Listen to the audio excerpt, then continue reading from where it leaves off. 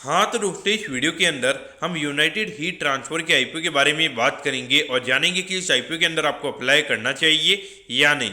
चलिए शुरू करते हैं। तो देखिए, सबसे पहले हम ये जानेंगे कि ये कंपनी क्या काम करती है। क्योंकि जो कंपनी है 95 में ये कंपनी स्टार्ट हुई है, यानी कि ऑलमोस्ट अगर हम देखेंगे तो अराउंड 29 ईयर्स ये कंपनी को स्टार्ट हुए हो चुके हैं। क्योंकि जो कंपनी है, कंपनी इसेंशियल इक्विपमेंट ये कंपनी में बनाती हुई नजर आती है। इसमें अगर हम कुछ प्रोडक्ट की अगर हम बात करेंगे तो हीट एक्सचेंजर्स और उसके अलावा प्रेशर वेसल्स और जो प्रोसेस के जो फ्लो स्क्रिप्ट होते हैं वो ये कंपनी में बनाती हुई नजर आती है। अगर हम ये कंपनी की अगर हम मेन प्रोडक्ट के यूसेज की अगर हम बात करेंगे, यानी कि कहाँ पे ये प्रोडक्ट यूज किए जाते हैं, तो ये कि यहाँ पे जो भी पेट्रोल और डीजल के जो इंजन्स वगैरह होते हैं वहाँ पे मेनली हमें यूज किए जाते हुए नजर आते हैं। और उसके अगर हम बात करेंगे जो भी यहाँ पे माइनिंग वाले जो ट्रक्स होते हैं और जो हैवी मशीनरी जो भी होती है उसके अंदर मेनली हमें यहाँ पे इसका यूसेज होता हुआ नजर आता है। अब अगर हम कंपनी के मैन्युफैक्चरिंग यूनिट की अगर हम बात करेंगे तो करंटली दो मैन्युफैक्चरिंग यूनिट हमें कंपनी की नजर आती है। और दोनों यूनिट की अगर हम बात करेंगे तो नासिक में कंपनी की मैन्युफैक्चरिंग यूनिट हमें यहाँ पे नजर आती है।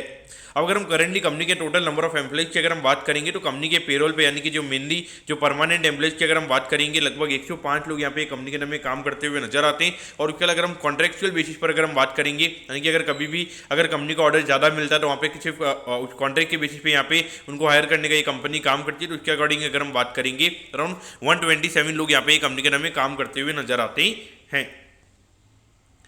अब अगर हम यहाँ पे कंपनी के ऑब्जेक्टिव की अगर हम बात करेंगे, यानी कि जो आईपीओ से कंपनी को पैसा मिलने वाला है उसे कंपनी कैसे यूटिलाइज करने वाली है, तो देखिए यहाँ पे कंपनी जो कंपनी ने कुछ डेट वगैरह यहाँ पे कंपनी ने लिया हुआ है तो उसे यहाँ पे कंपनी रीपे करेगी। तो डेफिनेटली इसे कंपनी का जो इंटरेस्ट कॉस्ट है वो यहाँ पे कंपनी का बचेगा, तो वो कहीं ना कहीं आने वाले टाइम पे यहाँ पे बॉटम लाइन में ऐड होता हुआ नजर आएगा।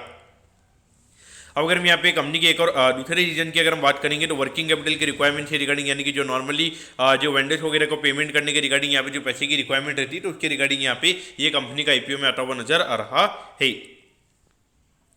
अब अगर हम यहाँ पे कंपनी के फाइनेंशियल्स के बारे में अगर हम बात करेंगे तो देखिए 2022 में लगभग 47 करोड़ के लगभग ये कंपनी का रेवेन्यू का नंबर था। फिर वहाँ से अगर हम बात करेंगे अराउंड 70 करोड़ के लगभग ये नंबर में बढ़ता हुआ नजर आया था। तो ऑलमोस्ट अगर हम देखेंगे अराउंड 22-23 करोड़ से ये नंबर में यहाँ पे बढ़ता हुआ नजर आया है। अगर हम परसेंटेज वाइज अगर हम बात करेंगे लगभग 40-45% के लगभग का रेवेन्यू ग्रोथ का नंबर में यहाँ पे नजर आता है। लेकिन उसके बाद अगर हम देखेंगे तो 2024 में लगभग 8-9% से रेवेन्यू का नंबर में यहाँ पे गिरता हुआ नजर आया था। और अभी अगर हम लगभग 5 महीने के कंपनी के नंबर्स की अगर हम बात करेंगे लगभग 21 करोड़ के लगभग का नंबर में यहाँ पे नजर आता है। यानी कि अगर हम पर मंथ के कंपनी के रेवेन्यू के नंबर्स की अगर हम बात करेंगे तो वो लगभग हमें यहाँ पे 4 से 5 करोड़ के लगभग का सॉरी ये जुलाई तक का नंबर है, यानी कि लगभग 4 महीने के लगभग के नंबर से उसके हिसाब से अगर हम पर मंथ के नंबर्स की अगर हम बात करेंगे तो लगभग 5 करोड़ के लगभग का पर मंथ का नंबर में यहाँ पे नजर आता है। तो इसको अगर हम एनुअलाइज करेंगे तो लगभग 60 से 65 करोड़ के लगभग के नंबर में यहाँ पे नजर आएगा। तो कहीं ना कहीं देखा जाए तो यहाँ पे ये जो नंबर जिस नंबर पर कंपनी आई है तो यहाँ पे कहीं ना कहीं बियॉन्ड ऊपर यहाँ पे कंपनी ग्रो नहीं कर पा रही है। लगभग 60-65 करोड़ के ऊपर यहाँ पे कंपनी को ग्रो करने में दिक्कत हो रही है। और उसके अलावा अगर हम बात करेंगे तो अभी कंपनी के अगर हम आईपीओ के ऑब्जेक्टिव की भी अगर हम बात करेंगे तो वहाँ पे कोई एक्सपांशन के रिगार्डिंग ये कंपनी का आईपीओ में आता हुआ नजर नहीं आ रहा है। क्योंकि यहाँ पे कंपनी का जो डेट वगैरह उसको रीपे यहाँ पे कंपनी करेगी, तो उससे कहीं ना कहीं यहाँ पे आने वाले टाइम पे कंपनी के रेवेन्यू के नंबर्स नहीं बढ़ेंगे। एक बार के लिए थोड़ी सी प्रॉफिटेबिलिटी हमें यहाँ पे बढ़ती हुई नजर आ सकती है, क्योंकि जो इंटरेस्ट कॉस्ट रहेगी कंपनी की वो थोड़ी बहुत हमें यहाँ पे कम होती हुई नजर आ सकती है। अब अगर हम प्रॉफिटेबिलिटी की बात करेंगे तो देखिए लगभग 1 करोड़ 52 लाख के लगभग का जो प्रॉफिट का नंबर था कंपनी का 2022 में वो सीधा बढ़कर लगभग 2 करोड़ 11 लाख के लगभग हो गया था। तो उसके बाद अगर हम रिसेंटली जो फाइनेंशियल ईयर खत्म हुआ है वहाँ पर अगर हम बात करेंगे तो सीधा यहाँ पे कंपनी ने 6 करोड़ के लगभग का पैड यहाँ पे कंपनी ने दिखाया है। क्योंकि मुझे लगता है कि सीधा यहाँ पे जो कंपनी के नंबर है वो कहीं ना कहीं यहाँ पे काफ़ी ज़्यादा इन्फ्लेटेड है। क्योंकि ऑलमोस्ट अगर हम देखेंगे अगर कंपनी का रेवेन्यू का नंबर अगर 8-9% से कम हुआ है तो ऐसे में कंपनी की प्रॉफिटेबिलिटी कैसे 3 गुना बढ़ गई है। तो देखिए नॉर्मली अगर आप देखोगे तो बिजनेस में जो आपके ऑपरेटिंग एक्सपेंसेस होते हैं, आपके जो एम्प्लॉय की सैलरीज वगैरह होती है वो यहाँ पे आपकी हर साल बढ़ती है। तो इस पॉइंट से अगर आप देखोगे तो ऐसे टाइम पे अगर कंपनी के लगभग 6 करोड़ से कंपनी का रेवेन्यू का नंबर गिरा है और वहाँ पे अगर हम प्रॉफिटेबिलिटी की बात करेंगे तो 4 करोड़ से एकदम से प्रॉफिटेबिलिटी यहाँ पे कंपनी की कैसे बढ़ी है। तो कहीं ना कहीं देखा जाए मुझे लगता है कि कंपनी के नंबर्स यहाँ पे इन्फ्लेटेड है। और अगर हम कंपनी के आरओई के नंबर की भी अगर हम बात करेंगे तो हार्डली 8 से 9% के लगभग का कंपनी का आरओई का नंबर नजर आता है। तो वो भी इंडिकेट करता है कि कहीं ना कहीं यहाँ पे जो कंपनी के नंबर्स हैं, क्योंकि क्या होता है कि एकदम से आप अपनी जो फेक सेल्स होती है तो आप वहाँ पे अपनी जो नंबर्स होते हैं तो आप थोड़े से उसको इन्फ्लेट कर देते हो, लेकिन आपका जो आरओई होता है वो वहाँ पे कम हो जाता है। और लोग यहाँ पे नॉर्मली ये देखते हैं कि जो प्रॉफिटेबिलिटी है कंपनी की वो यहाँ पे कितनी बड़ी है, फिर उसके बाद में वो आईपीओ को अप्लाई कर देते हैं। लेकिन एक चीज़ आपको समझनी चाहिए कि अगर कंपनी की अगर एकदम से कभी प्रॉफिटेबिलिटी बढ़ रही है तो वहाँ पे कंपनी का आरओई भी इंप्रूव होना चाहिए। अगर कंपनी का आरओई इंप्रूव नहीं होता है तो वहाँ पे कहीं ना कहीं कुछ गड़बड़ है ये कंपनी के नंबर्स के अंदर, ये आपको वहाँ पे समझना चाहिए।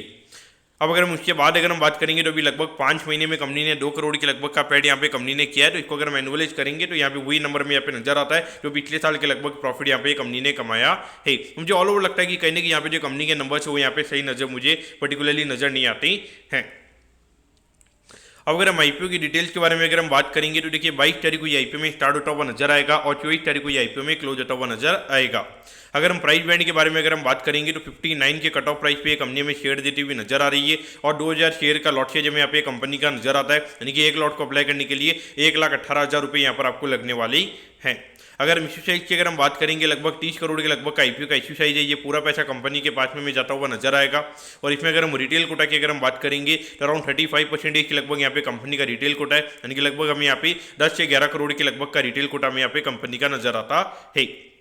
और ये जो कंपनी है ये कंपनी हमें एनएससी का सेम प्लेटफॉर्म पे ये कंपनी हमें लिस्ट होती हुई नजर आएगी। अब अगर हम यहाँ पे आईपीओ की डिटेल्स के बारे में अगर हम बात करेंगे यानी कि टाइम टेबल के बारे में अगर हम बात करेंगे तो देखिए 25 को आपको पता चल जाएगा कि आपको अलॉटमेंट मिला ही, यानी कि अलॉटमेंट नहीं मिलता तो 28 तारीख को रिफंड मिल जाएगा। 28 तारीख को आपके डिमेट अकाउंट में शेयर आ जाएंगे अगर आपको अलॉटमेंट मिलती है और 29 को ये कंपनी में लिस्ट होती हुई नजर आएगी, यानी कि धनतेरस के दिन ये कंपनी में लिस्ट होती हुई नजर आएगी।